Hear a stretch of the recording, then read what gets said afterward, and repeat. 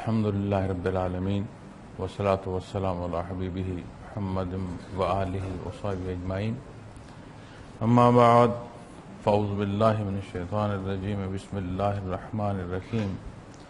قال الله تعالى في القرآن الكريم والفرقان الحميد: وإن كان كبر عليك إرادهم فإن استطعت أن تبتغي نفقا في الأرض أو سلما في السماء فتأتيهم بآياته ولو شاء الله لجمعهم على الهدى فلا تكونن من الجاهلين. اللهم سبحانك لا علم لنا إلا ما علمتنا إنك أنت العليم الحكيم. مولاي صل وسلم دائما أبدا على حبيبك من دانت به البصر. معزز سامعین کرام، السلام علیکم ورحمۃ اللہ وبرکاتہ. یہ آیہ کریمہ کل میں نے آپ کے سامنے تلاوت کی اور ایک پہلو اجمالی طور پر عرض کیا تھا. اس آیہ کریمہ میں بہت نزاکت ہے، بہت باریکی ہے. اللہ کریم نے ارشاد فرمایا، اور اگر آپ کو ان کی روگردانی گراں گزرتی ہے تو اگر آپ کر سکتے ہیں کہ زمین میں کوئی سرنگ تلاش کریں یا آسمان میں کوئی سیڑھی، پھر ان کے لیے کوئی نشانی یعنی معجزہ لے آئیں، اور اگر اللہ چاہتے تو سب کو ہدایت پر جمع فرما دیتے، بس آپ ہرگز نادانوں میں سے نہ ہوں. نبی کریم صلی اللہ علیہ وسلم کی ذات اقدس رحمت للعالمین. ایک حدیث شریف کا مفہوم ہے، آپ صلی اللہ علیہ وسلم نے فرمایا کہ میری مثال ایسے ہے جیسے رات صحرا میں آگ کا علو جل رہا ہو اور کوئی اس کے گرد گرد دیوانہ وار پتنگوں کو روک رہا ہو کہ جو روشنی دیکھ کر اس میں جا رہا ہے وہ جل رہا ہے. اسی طرح میں مخلوق خدا کو دوزخ سے بچانے کی کوشش کر رہا ہوں. آپ صلی اللہ علیہ وسلم کو ان کے رویے تو گراں گزرتے ہی تھے، لیکن جو ان کا انجام ہے وہ بھی آپ کو تکلیف دیتا تھا. اسی لیے قرآن کریم نے ایسا بھی فرمایا ہے کہ ان کے اس دکھ میں کیا آپ اپنے آپ کو ہلاکی کر دیں گے، یعنی آپ اپنے اس درد میں جان دے دیں گے. تو یہ وہ حصے ہیں جو آپ صلی اللہ علیہ وسلم کی انتہائی شفقت کے ہیں. وہ آپ نے بہت عمومی طور پر اس واقعے کو بیان کیا گیا ہے کہ وہ بڑھیا جو آپ کے رستے میں کانٹے بچھاتی تھی، تو ایک دن جب کانٹے نہیں تھے مکہ مکرمہ کی گلی میں، تو آپ صلی اللہ علیہ وسلم نے استغفار فرمایا تو عرض کی گئی کہ وہ بڑھیا بیمار ہے. تو آپ نے یہ نہیں فرمایا کہ شکر ہے ایک دن تو اس سے خلاصی ہوئی کہ یہ تکلیف دیتی تھی. آپ اس کی تیمارداری کے لیے تشریف لے. تو آپ کی انتہا درجے کی شفقت ہے. اللہ کریم نے آپ کے دل میں اتنی محبت تھی. تو یہاں جو بات ارشاد فرمائی جا رہی ہے وہ یہ ہے کہ اگر آپ کو ان کی روگردانی یعنی حق سے روگرداں ہونا، انکار، ضد اور عناد گراں گزرتی ہے، تکلیف دیتی ہے، آپ اسے محسوس کرتے ہیں، آپ کے اندر یہ ایک احساس ہے، ایک جذبہ ہے، تو کوئی معاملہ بھی زمین پر ایسا جو شہادت کے طور پر انہیں دکھلایا جا سکے، پھر زمین یا زیر زمین عمومی جو مثال ہے حیات انسانی کی، اس میں ممکنات کی حدوں میں باتیں آتی ہیں. لیکن جب بات آسمانوں یا بالائے آسمان کی آ جاتی ہے تو عمومی انسانی جو وجودی دسترس ہے اس سے معاملہ باہر چلا جاتا ہے. تو فرمایا زمین تو کجا، زمین کی تہوں تک جاتی ہوئی کوئی چیز یا کوئی مثال ایسی جو انہیں بتلائی جائے جس سے یہ حق کو سمجھ سکیں، وہ تو دور کی بات ہے میرے حبیب. انہیں آسمان سے بھی کسی چیز کو لا کر دیں تو یہ ماننے والے نہیں. تو آسمان میں کوئی سیڑھی، پھر ان کے لیے کوئی نشانی یعنی معجزہ لے آئیں تو بھی یہ ماننے والے نہیں ہیں۔ اگر اللہ چاہتے تو سب کو ہدایت پر جمع فرما دیتے۔ دنیا میں انسان جب غلطی پر آتا ہے تو وہ یہ سمجھ لیتا ہے کہ نظام حیات میں چلا رہا ہوں، اور اگر حقیقی طور پر دیکھا جائے کہ انسان کے اختیار میں ہے کیا، تو بے شک جائزہ لینا شروع کر دیں۔ ساری جو غلطی ہے وہ جاتی رہے گی۔ کہ پیدائش کو دیکھ لیں، کس کو اختیار ہے پیدائش کا؟ کس کے بطن سے ہوگی، کب ہوگی، کس خاندان میں ہوگی، کس صحت کے ساتھ ہوگی، شکل و صورت کیا ہوگی، دیکھتے ہیں، سوچتے ہیں۔ سارا وجود سلامت ہے، آنکھیں سلامت ہیں لیکن دیکھتی نہیں۔ بظاہر سارا وجود جو ہے وہ مکمل نظر آ رہا ہے، کان بھی ہیں لیکن سنتا نہیں، دیکھ رہا ہے، سن رہا ہے، بول نہیں پا رہا۔ تو یہ وہ مثالیں ہیں جو ہمارے سامنے روزمرہ کی زندگی میں موجود ہیں۔ کتنا اختیار ہے۔ پھر اسی طرح حیات کے اس حصے کو دیکھ لیں کہ صحت اور بیماری میں، پھر اسی پہلو کو دیکھتے جائیں زندگی اور موت میں۔ پھر اس وقت کو دیکھیں، دنیا کے کس وقت کے کس حصے میں اس کا حصہ اس جہان فانی پر ہے۔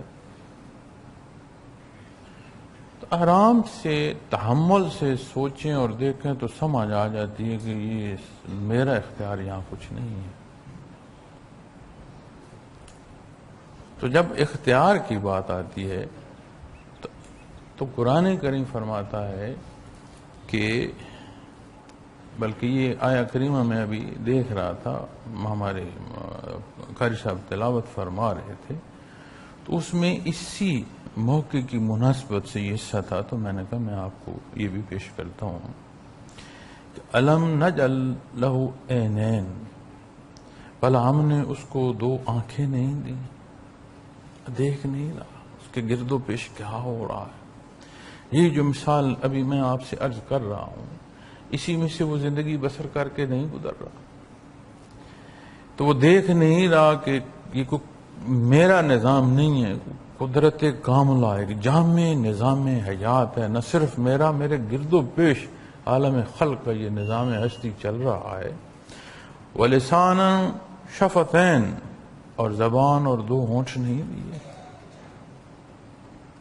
کلام بھی کر سکتا ہے، پوچھ بھی سکتا ہے، باقی سارے معاملوں میں اسے رہنمائی درکار ہے۔ دین ہی کا معاملہ ہے جہاں وہ کلام نہیں کرنا چاہتا۔ وَهَدَيْنَاهُ النَّجْدَيْنِ، اور دونوں راستے بھی اس کو دکھا دیے۔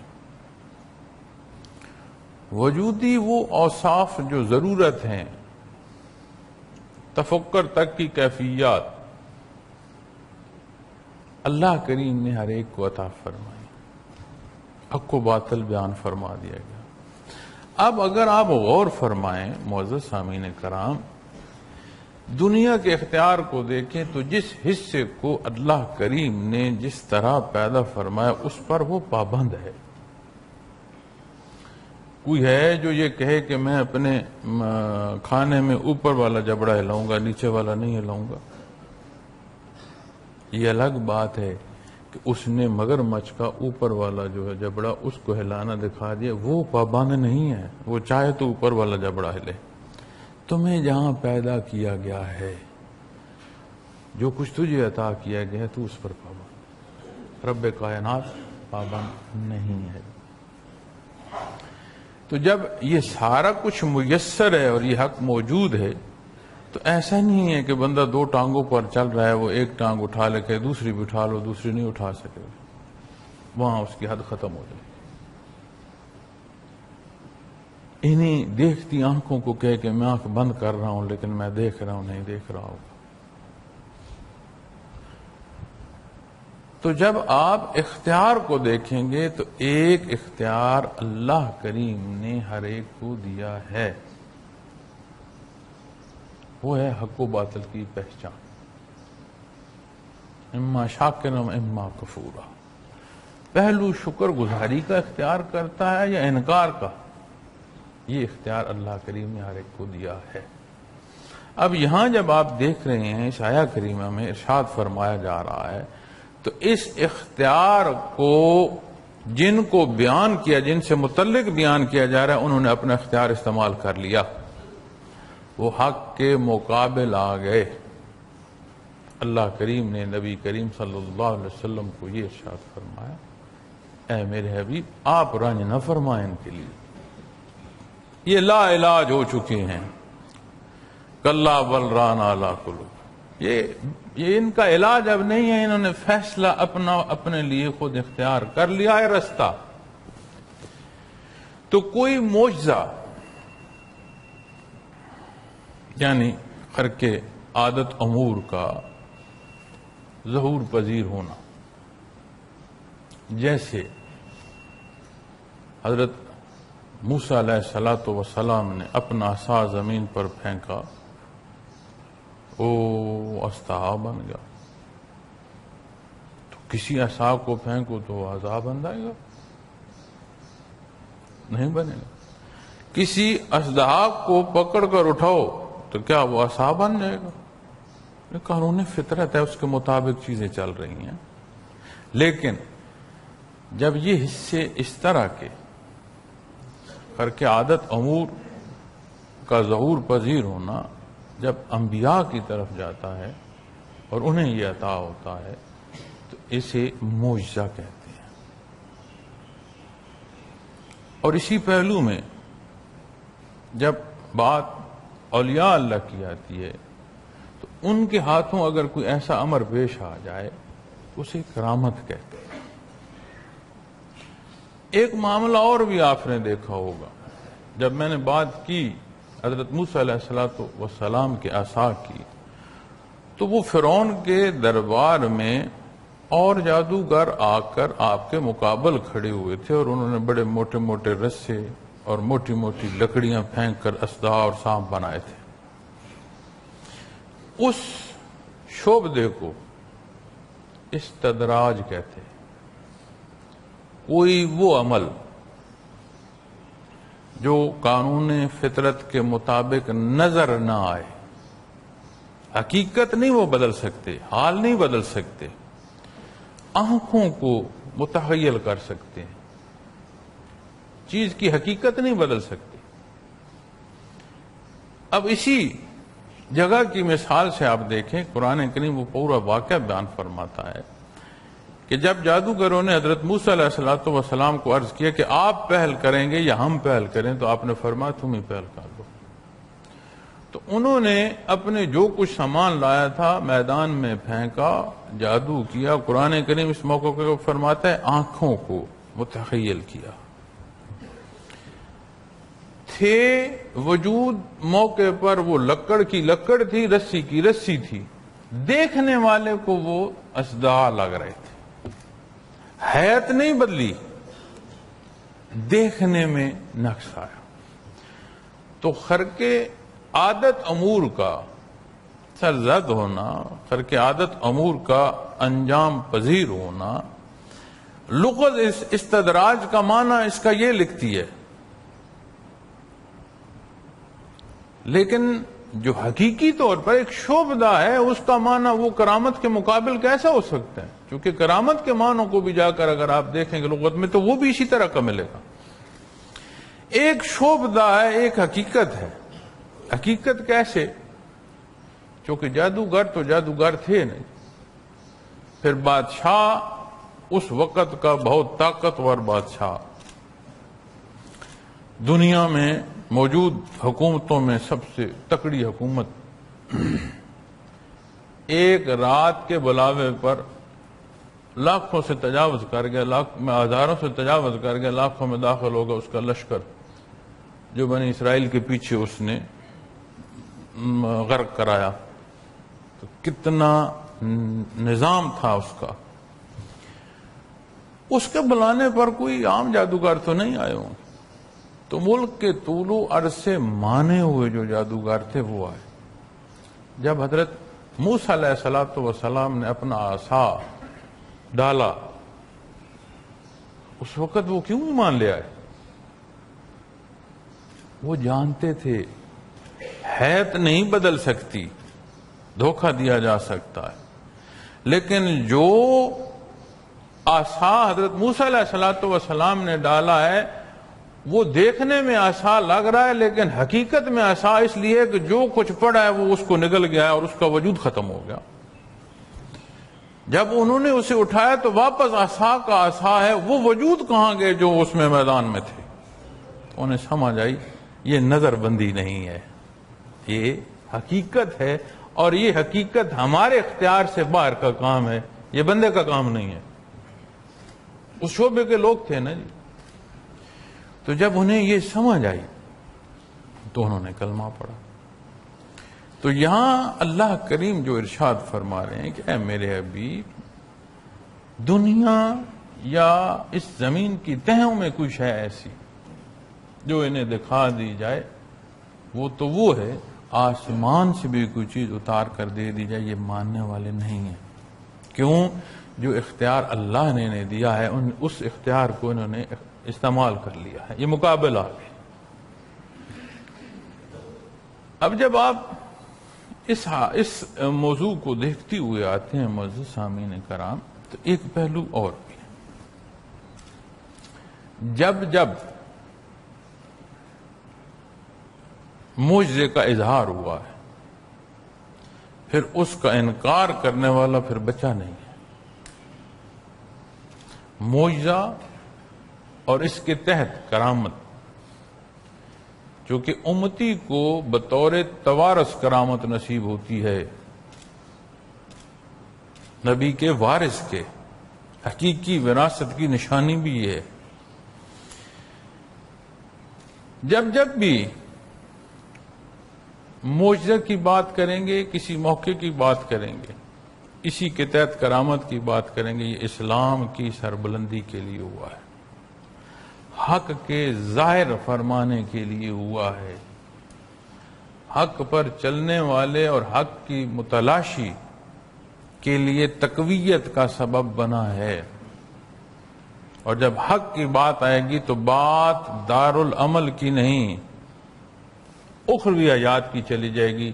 یہاں اس سے حاصل وصول کرنے کی جستجو نہیں ہے، جو درکار ہے، جو چاہیے، یا جن کو مدد میسر آئی فیصلہ کرنے میں اخروی حیات کے لیے، جہاں عبدالآباد بات ہے۔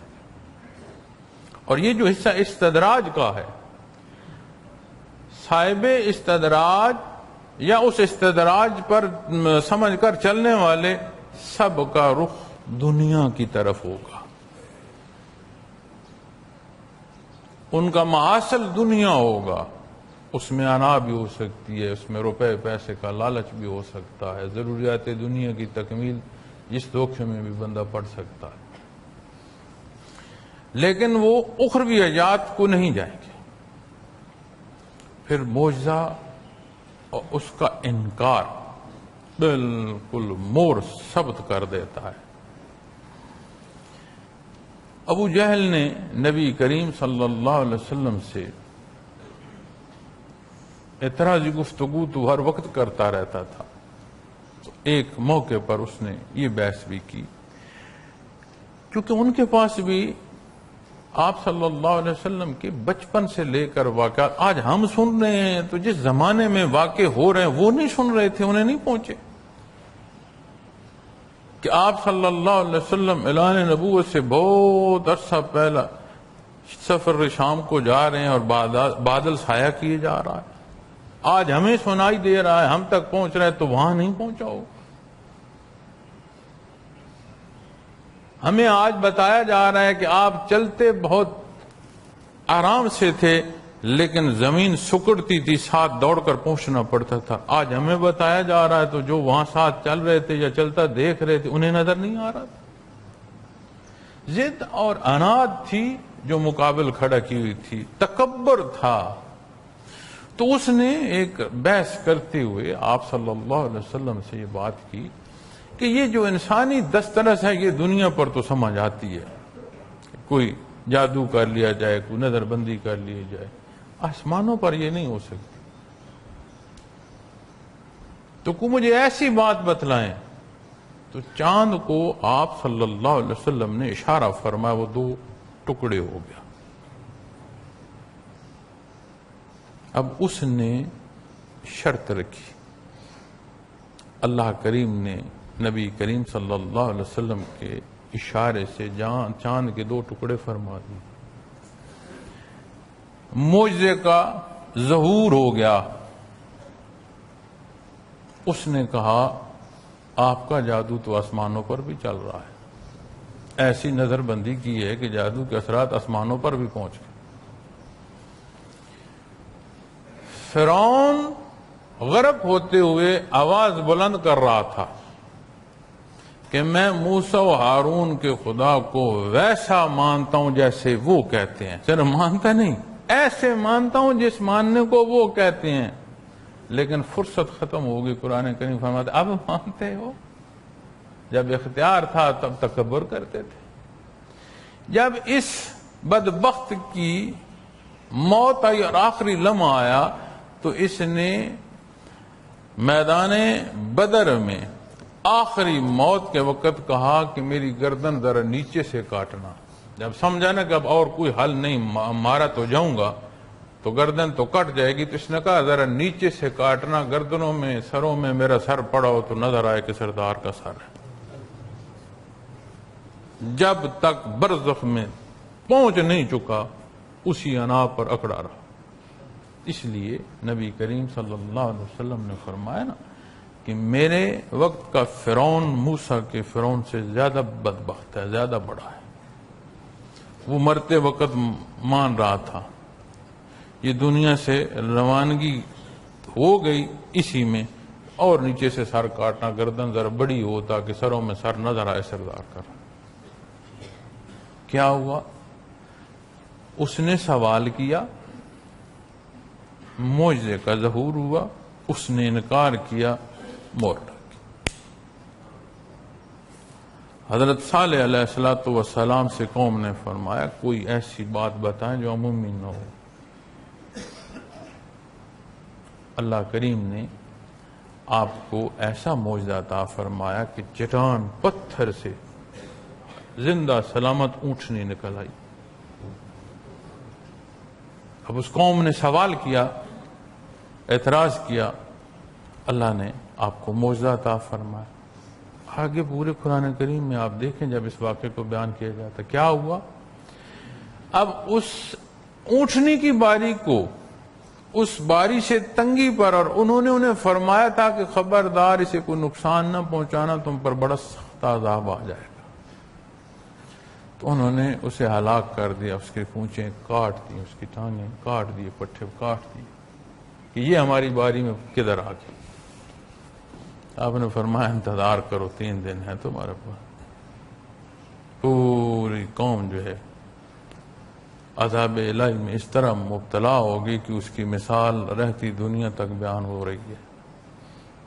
کیا ہوا؟ معجزے کے مقابل انکار کیا، فرصت ختم ہو گئی۔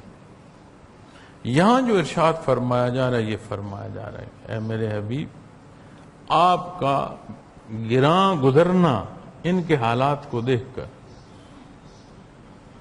یہ آپ کی طبیعت ہے، آپ کی شفقت ہے، لیکن یہ اپنا فیصلہ جو اللہ نے انہیں حق دیا تھا اختیار کرنے کا، یہ اختیار کر چکے ہیں، اب ان کا کوئی حل نہیں ہے۔ اور پھر یہ آخر میں یہ جو ارشاد فرمایا نا وَلَا تَكُونَنَّ مِنَ الْجَاهِلِينَ، بس آپ ہرگز نادانوں میں سے نہ ہوں۔ یہاں پر عربی زبان کے مقابل جب کسی زبان کو اٹھائیں گے تو وہ معذور ہوگی، تو ہماری زبان عربی کے سامنے گنگ ہے، بول نہیں پا رہی۔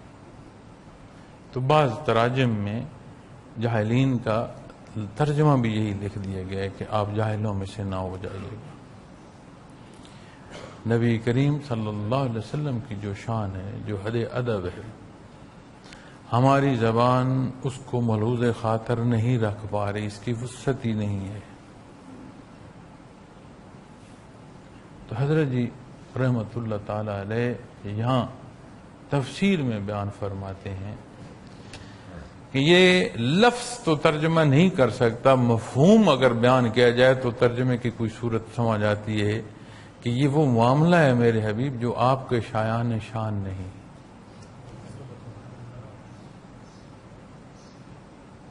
تو وہ باتیں جو ہم یہ کہتے ہیں کہ قرآن موجود ہے میاں، عربی نہیں آتی تو اردو میں مل جائے گا ترجمہ، انگلش میں مل جائے گا، ہر زبان میں مل جائے گا، میں سمجھ لوں گا، یہ نزاکتیں نہیں سمجھ آتی۔ اللہ کریم یہ نزاکتیں سمجھنے کی توفیق عطا فرمائے۔ تو اسی لیے یہ کل جب میں تلاوت کی تو میں آپ کو عرض کر رہا تھا کہ بظاہر شاید عمومی دیکھیں تو میں نے آیت نمبر بھی آپ کو اس لیے بولا تھا کہ آپ پڑھ لیجئے ایک دفعہ۔ جب آپ اس آیہ کریمہ کو پڑھیں گے، ترجمہ پڑھیں گے، پھر جب بات ہوگی تو پھر آپ کو زیادہ ذہن نشین ہوگا کہ آپ نے پڑھا تو کیا سمجھ آئی، اس پر کیا بات، آپ نے کون سا نقطہ حاصل کیا، اب جب بات ہوئی ہے تو پھر معاملہ کیا ہوا۔ تو کبھی بھی کسی معاملے کو اگر از خود دیکھا جائے اور اس کے بعد پھر ایسی جگہ جہاں سے پڑھایا جا رہا ہے وہاں سے رجوع کیا جائے تو وہ بات بھولتی نہیں ہے، پھر وہ ذہن سے نکلتی نہیں ہے، سمجھ آ جائے۔ تو یہاں بنیادی طور پر تو بات ہے کہ قرآن کریم ہے، کلام ذاتی ہے، اس کی نزاکت کی سمجھ ہونی چاہیے۔ اور نازک تر پہلو جو اس کے ساتھ منسلک ہے، یہاں نبی کریم صلی اللہ علیہ وسلم کی ذات اقدس ہے، تو ہمیں ان حدود و قیود کی سمجھ ہونی چاہیے۔ تو ہماری زبان کمزور ہے، یہ ترجمہ نہیں کر پا رہے، اللہ کریم یہ نزاکتیں سمجھنے کی توفیق عطا فرمائے۔ اللہ کریم میرا اور آپ کا حامی و ناصر ہو۔ وآخر دعوانا ان الحمدللہ رب العالمین۔